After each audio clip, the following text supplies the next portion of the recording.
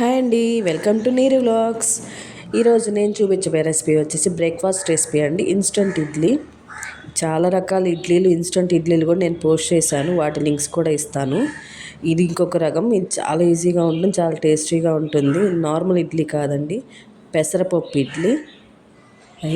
నా వీడియోని ముందుగా కొత్తగా ఎవరైనా చూస్తుంటే ప్లీజ్ అండి లైక్ చేయండి, సబ్స్క్రైబ్ చేసుకోండి. మీ సపోర్ట్ నా ఛానల్కి చాలా అవసరము. ఇంకా ప్రొసీజర్ వచ్చేసి ముందుగా ఒక చిన్న కప్పు పెసరపప్పు, మనకు ఎంతైతే కావాలో అంత, ఒక కప్పు, నేను కప్పు క్వాంటిటీ చెప్తున్నాను, కప్పు రవ్వ క్వాంటిటీ చెప్తున్నాను. నేనైతే ఒక చిన్న కప్పు పెసరపప్పు నానబెట్టి పక్కన ఉంచేసుకున్నాను శుభ్రం చేసుకొని. ఇంకా నెక్స్ట్ బాండి పెట్టేసి ఒక స్పూను నెయ్యి వేసి, అందులో నేను కొన్ని జీడిపప్పు వేసాను. అంటే మనకి ఎన్ని ప్లేట్లు ఇడ్లీలు అయితే వస్తాయో అన్ని ప్లేట్కి 4 కదా, 4 జీడిపప్పులు వచ్చేట్టుగా నేను కౌంట్ చేసుకొని వాటిని ఏపి పక్కన పెట్టేసుకున్నాను. ఇంకా నెక్స్ట్ మళ్ళీ అదే బాండీలో కొంచెం నెయ్యి, ఒక 2 స్పూన్లు నెయ్యి వేసాను. నెయ్యి వేసి అందులో ఆ నెయ్యి కాగాలండి. ఆ నెయ్యి కాగిన తర్వాత ఒక స్పూన్ ఆవాలు వేసుకోవాలి. అవి కొంచెం చిటపటలాడిన తర్వాత నెక్స్ట్ నేను కొంచెం జీడిపప్పు కూడా సన్నగా తరిగి పెట్టుకున్నాను. జీడిపప్పు ఒకటి, ఆవాలు వేగిన తర్వాత, చిటపటలాడిన తర్వాత మనం సన్నగా తరిగి పెట్టుకున్న జీడిపప్పు కూడా వేసుకోవాలి. ఇడ్లీ తింటున్నప్పుడు ఈ జీడిపప్పులు కూడా తగులుతూ భలే ఉంటుందండి. ఇడ్లీ కూడా చాలా టేస్టీగా ఉంటుంది, కలర్ఫుల్గా కూడా కనిపిస్తుంది ఇడ్లీ. పెసరపప్పు ఇడ్లీ ఇది చాలా బాగుంటుంది. ఈ పెసరపప్పు వేసుకోవటం ఇష్టం లేని వాళ్ళు పచ్చిపప్పు కూడా నానేసి వేసుకోవచ్చు. కాకపోతే దీని టేస్ట్ వేరు, దాని టేస్ట్ వేరు అనమాట.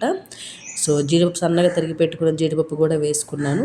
అవి కూడా వేగిన తర్వాత సన్నగా తరిగి పెట్టుకుని అల్లం తరుగు వచ్చేసి మన ఇష్టం అండి, ఆప్షనల్. ఇష్టమైతే వేసుకోవచ్చు, లేకపోతే లేదు. తినేటప్పుడు తగులుతూ ఉంటాయి అనమాట, బాగుంటుంది. సో అల్లం కూడా వేసి వేగిన తర్వాత అప్పుడు పచ్చిమిర్చి, సన్నగా తరిగిన పచ్చిమిర్చి కూడా వేసాను అనమాట.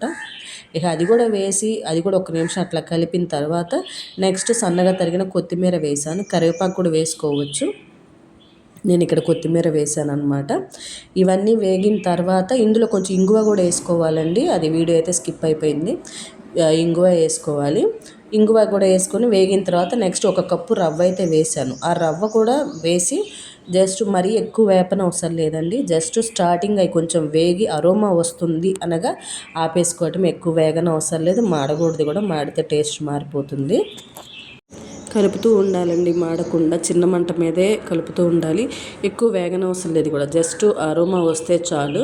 అది చూడండి ఎంత చక్కగా కలర్ఫుల్గా కనిపిస్తుందో. చాలా ఇడ్లీ కూడా చాలా బాగుంటుంది, పిల్లలు చాలా ఇష్టంగా తింటారు.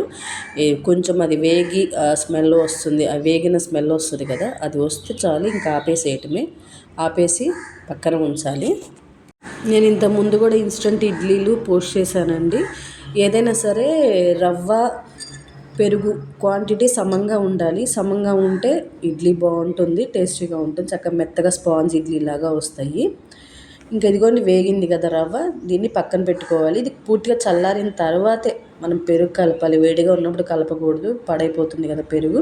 సో పూర్తిగా చల్లారింది. 1 కప్పు పెరుగు అయితే వేసాను. 1 కప్పు రవ్వకి 1 కప్పు పెరుగు, సమంగా ఉండాలండి క్వాంటిటీ. పెరుగు తక్కువైనా బాగోదు.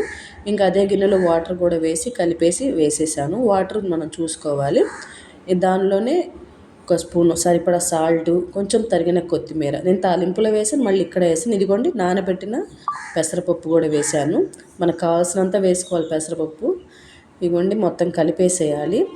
ఈ ఇడ్లీ బ్యాటర్ లాగా కలుపుకోవాలి. ఇడ్లీ బ్యాటర్ లాగా కలుపుకొని పక్కన ఉంచుకోవాలి. ఇది కొంచెం నానిద్ది కదా, పక్కన పెట్టుకోవాలన్నమాట.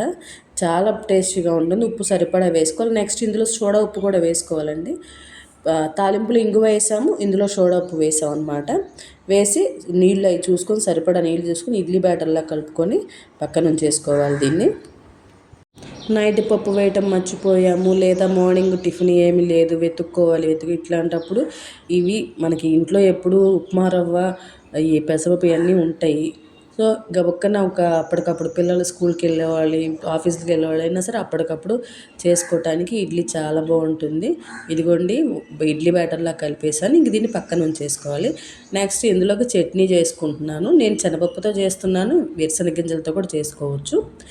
శనగపప్పులో ఒక 2-3 స్పూన్లు కొబ్బరి పొడి వేసాను. ఫ్రెష్ కొబ్బరి కూడా అదే ఇంట్లో మామూలు కొబ్బరి అయినా వేసుకోవచ్చు, ఫ్రెష్ కొబ్బరి అయినా వేసుకోవచ్చు. నా దగ్గర అయితే పొడి ఉంది, పొడి వేసాను అనమాట. అందులో మనకు సరిపడా కారం తినేంతగా పచ్చిమిరకాయలు, కొంచెం అల్లం ముక్క, కొంచెం కొత్తిమీర, కావాలంటే పుదీనా కూడా వేసుకోవచ్చు. అందులో కొంచెం సాల్ట్ కూడా వేసి సరిపడా వాటర్ వేసి పేస్ట్. ఇదిగోండి చట్నీ కూడా రెడీ అయిపోయింది. ఈ చట్నీ మనం చేసేలోపు పక్కన పిండి పెట్టేసాం, అది నానిపోతుంది అనమాట. ఇదిగోండి పిండి కూడా నానిపోయింది. ఈ పిండి నానేసరికి రవ్వ కదా కొంచెం స్ప్రెడ్ అవుతుంది కదా, ఉబ్బిద్ది కదా. సో కొంచెం మళ్ళీ వాటర్ అవసరం అయితే చూసుకొని వాటర్ కలుపుకోవాలి, సాల్ట్ కూడా చూసుకోవాలి. పద్దాక ఇడ్లీయే తొందరగా అవుతుంది మనకి, కానీ పద్దాక ఇడ్లీయేనా అనుకునే వాళ్ళకి ఇవి బెస్ట్ రెసిపీస్ అనమాట. తొందరగా అయిపోతుంది, డిఫరెంట్గా తిన్నట్టుగా ఉంటుంది. నార్మల్గా ఎప్పుడు ఆ రవ్వ ఇడ్లీ తినకుండా ఇట్లా కొంచెం డిఫరెంట్గా తిన్నట్టు ఉంటుంది. ఇదిగోండి నేనైతే కొంచెం వాటర్ యాడ్ చేశాను. ఇంక ఇడ్లీ ప్లేట్లకి ఆయిల్ రాసి ముందుగా మనం జీడిపప్పు ఏపి పెట్టుకున్నాం కదా, ఆయిల్ కదా నేను నెయ్యి రాశాను ప్లేట్లకి. అది మన ఇష్టము, నెయ్యి అయినా ఆయిల్ అయినా ఏదైనా రాసుకోవచ్చు. ముందుగా జీడిపప్పు ఏపి పెట్టుకున్నాను కదా, అవి అడుగును పెట్టేస్తున్నాను, అంటే డెకరేషన్ అనమాట. ఇడ్లీ చాలా బాగా కనిపిస్తుంది. సో జీడిపప్పు పెట్టేసి ఇడ్లీలు అయితే వేసేసాను. ఈ ఇడ్లీలు తినేటప్పుడు పప్పులు తగులుతాయి, పెసరపప్పు తగులుతూ, జీడిపప్పులు, అల్లం ముక్క అవన్నీ తగులుతూ అసలుకి చాలా బాగుంటుందండి టేస్ట్. అసలు పెసరపప్పు తగులుతూ ఉంటే భలే ఉంటుంది. ఉట్టిగా తినేస్తాము. చట్నీ కూడా చట్నీ తింటాం అలవాటు కాబట్టి చట్నీ లేకపోయినా కూడా ఉట్టి అయినా తినేసేయచ్చు ఇడ్లీ. ఇప్పటి వరకు నా ఛానల్ని సపోర్ట్ చేస్తున్న అందరికి కూడా ధన్యవాదాలండి. మీ సపోర్ట్ నా ఛానల్కి ఇలానే ఉండాలి. ఇదిగోండి ఇడ్లీ అయితే రెడీ అయిపోయింది. ఇదిగోండి అసలు చూడండి ఎంత బాగా కనిపిస్తుందో. ఇడ్లీ నిండా పప్పులు, ఆవాలు, జీడిపప్పు చాలా బాగుంటుందండి. పిల్లలు కూడా చాలా ఇష్టంగా తింటారు. ఈవినింగ్ అయినా పిల్లలకి చేసి పెట్టవచ్చు అనమాట. స్కూళ్ళ నుంచి వచ్చాక ఒకటి అడుగుతూ ఉంటారు కదా, ఇట్లా ఇడ్లీలైనా చేసి పెట్టవచ్చు. నైట్ డిన్నర్ అప్పుడు టిఫిన్లు చేస్తుంటాం, అప్పుడైనా చేసి పెట్టవచ్చు. చూడండి అసలు ఎంత కలర్ఫుల్గా కనిపిస్తుందో పెసరపప్పు అవన్నీ కూడా. ఈ వీడియోని మీరు కూడా తప్పకుండా ట్రై చేయండి. చాలా స్మూత్గా ఉంటాయి ఇడ్లీ, నార్మల్ ఇడ్లీలాగే చాలా స్మూత్గా ఉంటాయి, గట్టిగా ఏమి ఉండవు. మనం పెరుగు రవ్వ సమంగా క్వాంటిటీ వేసాం కాబట్టి కరెక్ట్గా వస్తుంది ఇడ్లీ. చాలా స్మూత్గా ఉంటుంది, చాలా టేస్టీగా ఉంటుంది.